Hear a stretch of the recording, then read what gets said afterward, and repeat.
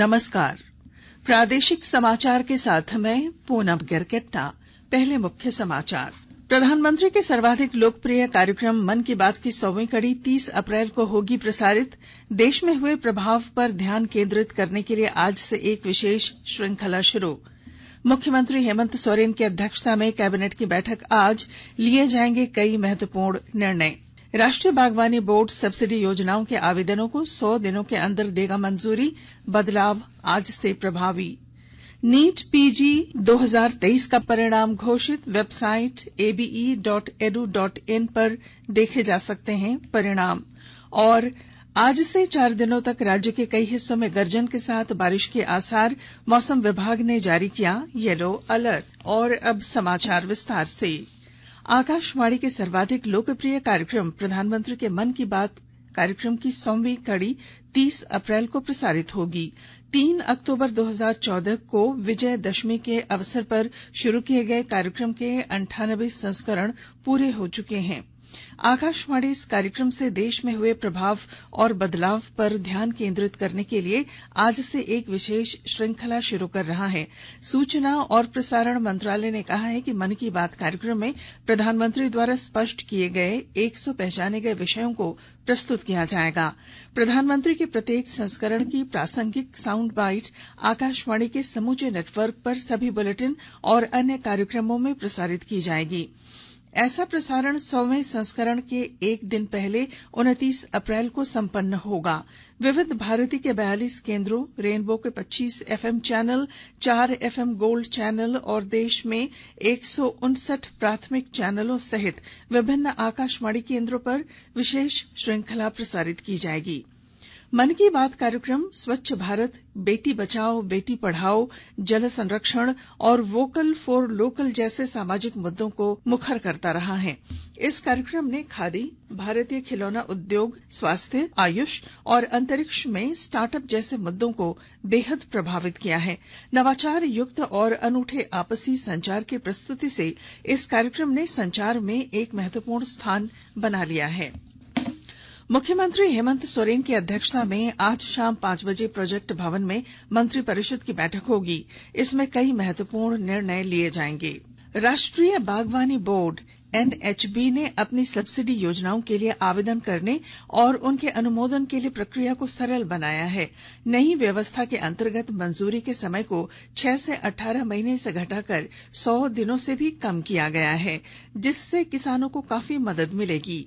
कृषि मंत्रालय ने कहा कि यह बदलाव आज से प्रभावी होगा।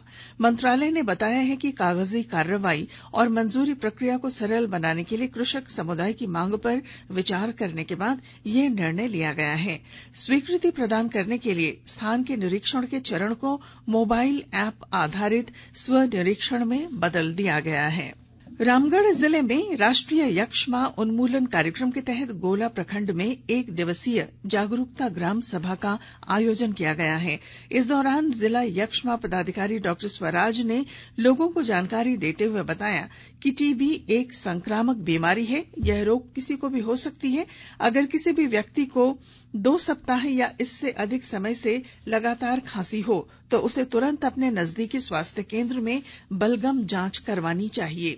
यह जांच सभी स्वास्थ्य केंद्रों में निःशुल्क है। उन्होंने टीबी बीमारी के उपचार के क्रम में दी जाने वाली सहायता राशि, पोषण आहार के बारे में भी विस्तार से जानकारी दी। धनबाद रेलवे स्टेशन के विश्व स्तरीय बनने के साथ ही अगले कुछ वर्षों में आसपास की तस्वीर भी बदल जाएगी। स्टेशन के नए भवन तक पहुंचने के लिए जहां एलिवेटेड ब्रिज बनकर तैयार होगा, वहीं स्टेशन रोड का चौड़ीकरण भी होगा। अधिक ब्यौरे के साथ हमारे संवाददाता। धनबाद रेलवे स्टेशन की सूरत बदलने वाली है। स्टेशन को विश्व स्तरीय बनाए जाने के साथ ही अगले कुछ वर्षों में आसपास की तस्वीर भी बदली जाएगी। स्टेशन के नए भवन तक पहुंचने के लिए जहां एलिवेटेड ब्रिज बनकर तैयार होगा, वहीं स्टेशन रोड का चौड़ीकरण भी होगा।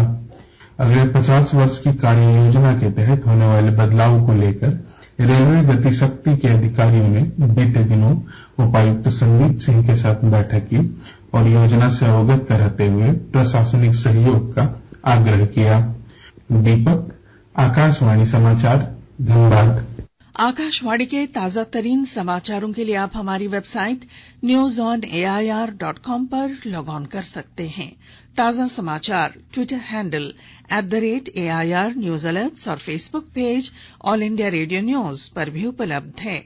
आप प्रादेशिक समाचार एकांश के ट्विटर हैंडल @AIR न्यूज _ और फेसबुक, इंस्टाग्राम पेज तथा YouTube channel AIR news Ranchi पर भी हमारे बुलेटिन सुन सकते हैं।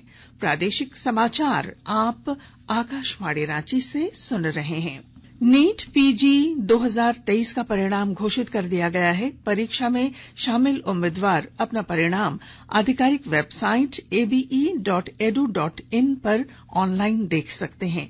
केंद्रीय स्वास्थ्य मंत्री मनसुख मंडाविया ने सभी सफल उम्मीदवारों को बधाई दी है। उन्होंने कहा, आयुर्विज्ञान में राष्ट्रीय परीक्षा बोर्ड ने नीट पीजी की परीक्षा सफलतापूर्वक संपन्न कराकर और परिणामों की घोषणा तय समय में करके एक उत्कृष्ट कार्य किया है। गोड्डा जिले में पौड़ियाहाट के कमराडोल के पास जिला टास्क फोर्स के निर्देश पर देर रात की गई कार्रवाई में पत्थर चिप्स लदे 8 वाहनों को पुलिस ने जब्त किया है। वाहन ओवरलोडेड होने के साथ चालकों के पास चालान नहीं होने पर ये कार्रवाई की गई। खनन विभाग और परिवहन विभाग को भी इसकी जांच और कार्रवाई के आदेश दिए गए हैं। जामताड़ा जिला मॉनिटरिंग कमेटी की बैठक कल उपायुक्त फैज अक अहमद मुमताज की अध्यक्षता में हुई।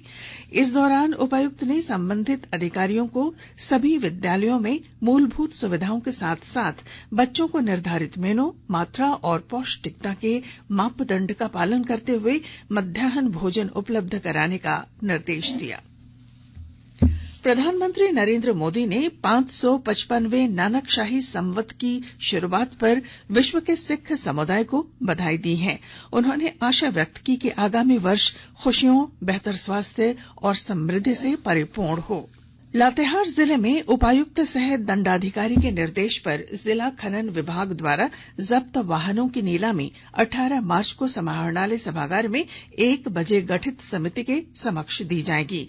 यह जानकारी जिला खनन पदाधिकारी आनंद कुमार ने दी।